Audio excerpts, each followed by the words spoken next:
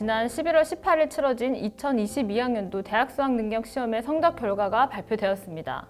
문이과 통합형 시험으로 치러진 첫 수능이었는데요. 성적 결과 발표 이전부터 국어, 수학, 영어 모두 체감 난이도가 높아 근래에 치러진 수능 중 가장 어렵다는 평가를 받고 있었습니다. 결과는 예상한 대로였는데요. 국어, 수학은 표준 점수 최고점이 모두 높아졌고요. 절대평가로 치러진 영어 1등급 비율은 반토막이 났습니다. 올해 수능 출제 경향과 난이도 분석은 앞으로의 학습 방향을 설정하는 중요한 자료가 될 텐데요. 이번 영상을 통해서 앞으로 초중 단계에서의 학습 방향을 설정하시기 바랍니다.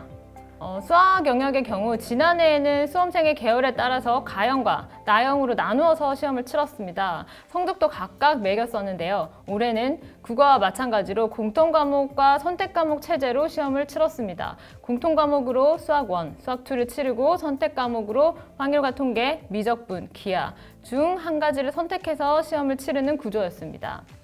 수학도 작년보다 어려워진 것으로 나타났는데요. 올해 수학 만점자의 표준 점수는 147점으로 지난해 수학 만점자는 표준 점수가 137점이었습니다. 이보다 높아서 어려운 시험이었음을 알 수가 있었습니다.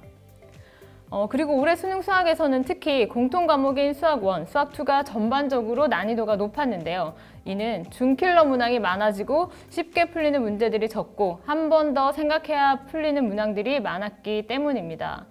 따라서 앞으로는 기본 문제풀이 위주의 학습보다는 깊이 있는 사고력과 추론, 그리고 논리력을 요구하는 문항에 대한 학습이 더욱 중요하고 필요해졌다고 할 수 있겠습니다. 이번 수능 수학의 오답률이 높은 문항으로는 공통과목으로 출제된 22번, 그리고 선택과목에서 확률과 통계 30번, 미적분 30번, 그리고 기하 30번 문항을 꼽을 수 있는데요. 공통과목 22번은 조건에 맞는 함수값을 구하는 문제로 3차 함수 fx의 그래프의 개형을 추론해서 해결하는 문항입니다.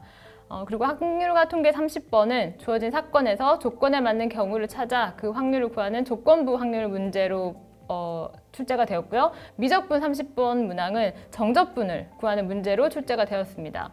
그리고 기하 30번 문항은 주어진 조건을 만족하는 정사형의 넓이를 구하는 문제로 다소 어렵게 출제된 문제가 되겠습니다. 이러한 문항을 해결하기 위해서는 초등 단계에서부터 논리력, 사고력, 문제 해결 능력 향상에 초점을 두어야 합니다.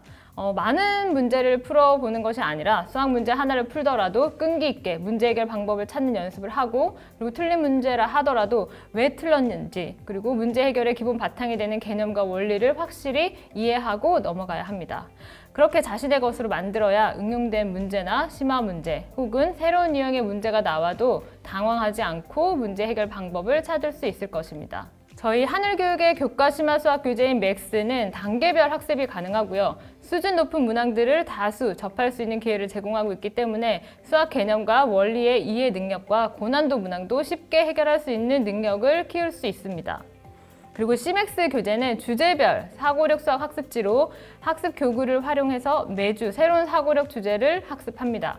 단순히 사고력 문제를 풀어보는 것이 아니라 하나의 주제에 대해서 기본 활동부터 심화 활동까지 학습을 하면서 수학적 원리를 교구를 통해서 학생 스스로 알아낼 수 있도록 구성하였습니다.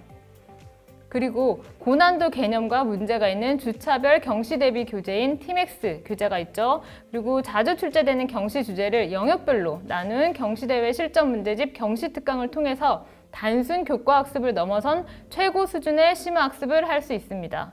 저희 하늘교육의 우수한 선생님과 수학 콘텐츠로 1:1 학습을 하여 학생의 능력을 향상시킬 수 있는 계기를 만들어 주시기 바랍니다.